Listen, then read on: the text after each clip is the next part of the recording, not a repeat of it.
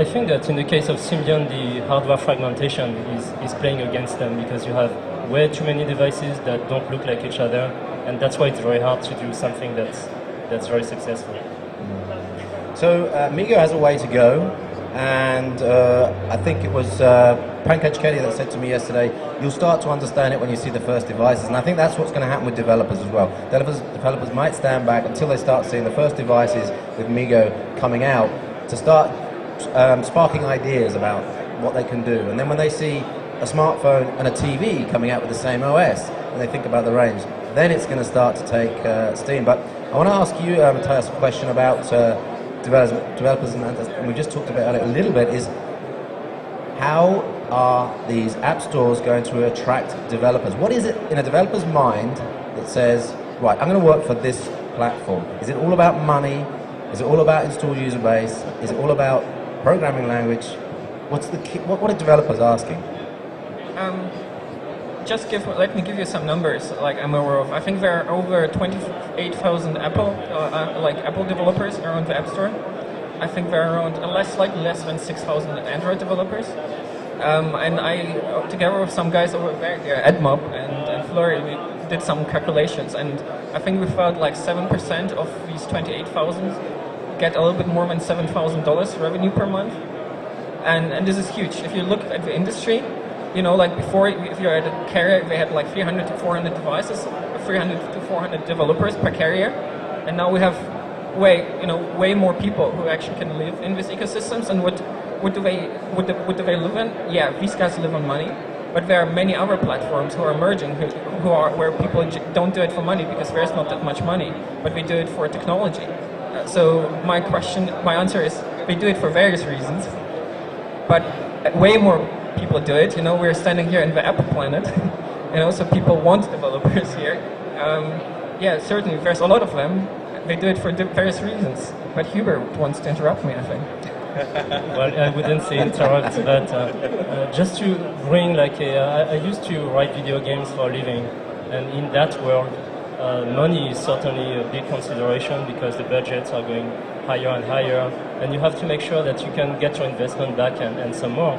So if you take the example of the PlayStation 2, which was absolutely horrible and hard to program for, it was still the target of choice back then because it was the target on which you had more chances to make money. And I think that even though on the mobile side it's still young, the iPhone is kind of showing the same trend. If you do an app and if you're in the top 10 or something like that, then your chances are very good. Now, how do you get in the top 10 is a different story. But I think that this is a big appeal, like having 70 million. More money. Exactly, yeah, but having 70 million devices out there that are compatible is huge. But just, you see, but I think the point is here, it has become real money. You know, these guys over there, they take like $250,000 on an in-app advertising campaign to become #1 on iTunes. You know, they started, I think, with 10,000, 20,000. It's really become business. All these mobile developers, like Digital Chocolate, EA, all these guys are really spending serious money to get us to play these games. And there are many others. You know, Facebook has become a huge distribution platform. People are recommending it based on the social graph. I think there's really a lot of new stuff happening where all these devices become just much more valuable. Especially looking about the gaming sector, there was one big announcement today, or yesterday as well, when Flash was announced for Android. Yeah. And I think this will change the gaming scene a lot because it's really about casual games, about quick games which you just play during waiting sessions, or even on more long time playing experiences. But also Flash enables you to integrate videos in a couple of websites. And the guy from Google showed the example of New York Times, which was funny because at the iPad presentation, Flash was not enabled, and it was a big question mark within the website of New York Times. So this was fun. So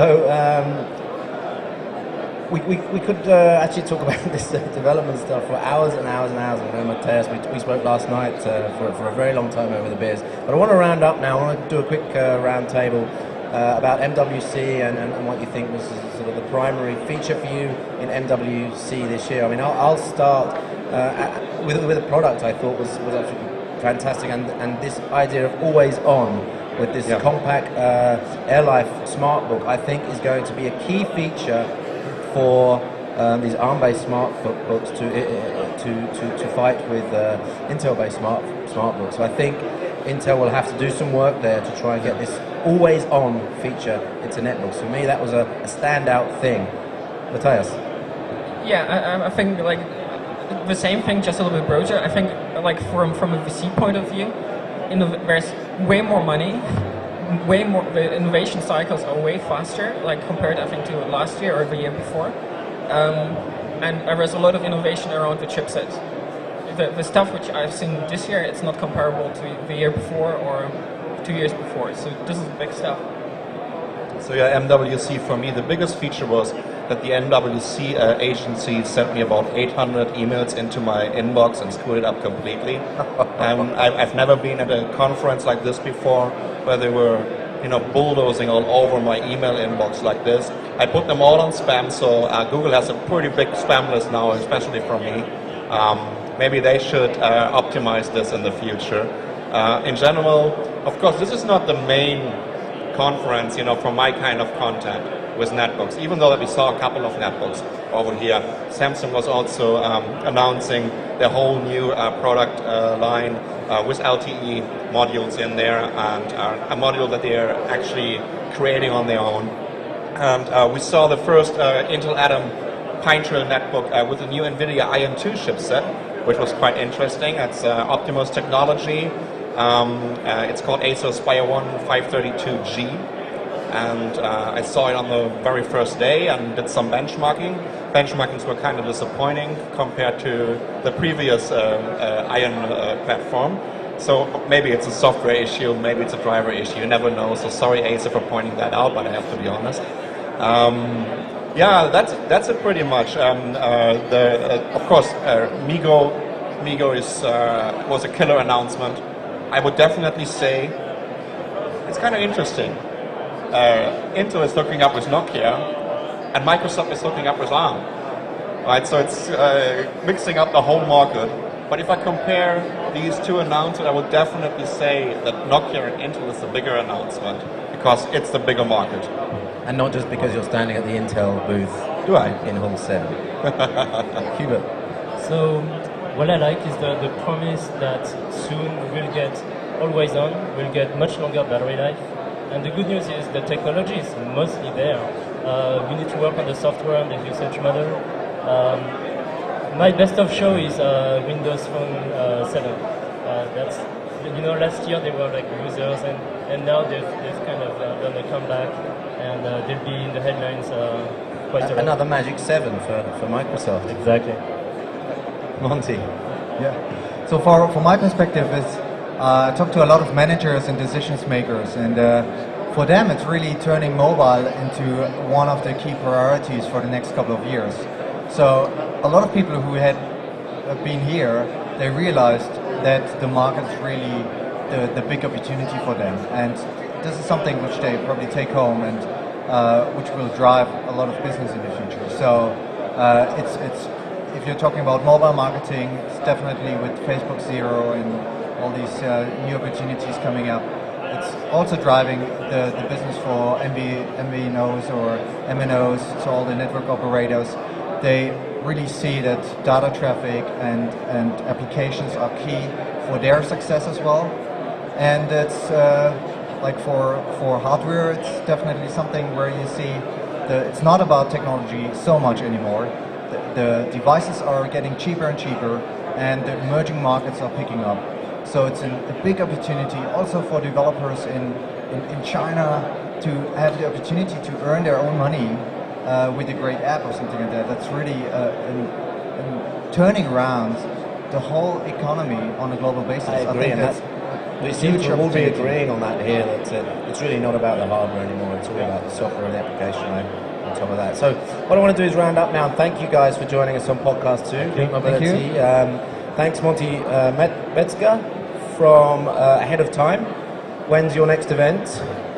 Or are you? I will be at Media Summit in Abu Dhabi next week, so this will be cool, I think. And we are just starting to get the community going at mocom2020.com.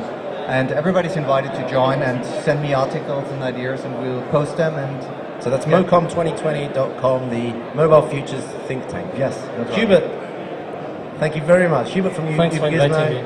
It's been lovely to have you here. And any events happening on your side? You get pretty involved with the web, right? Yes, so we are a partner with the web, so we'll be there to cover that. And then I'm going to Hong Kong. Sasha is trying to get me to Computex, and we'll see what happens. I try my very best. Computex is always fun. Matthias from Agora 9 Group. Many thanks for joining us. Many thanks for your input here. I'm organizing Mobile Beat, so I'm scouting here innovation and speakers, so that's important. The next conference I will probably join in South by Southwest, Texas, March. Unfortunately, I can't be there. The only thing that stops me going is the baby that's planned a week before South by Southwest. That's much better, isn't it? Yeah, that's the only thing that stops me going there. And again, Sasha from networknews.com, thank you for your time. My name's Steve Payne from umpcportal.com, and this was podcast 43 of MeetMobility.com. For more information and subscriptions, go to MeetMobility.com. Thank you very much. Thank you. Good job.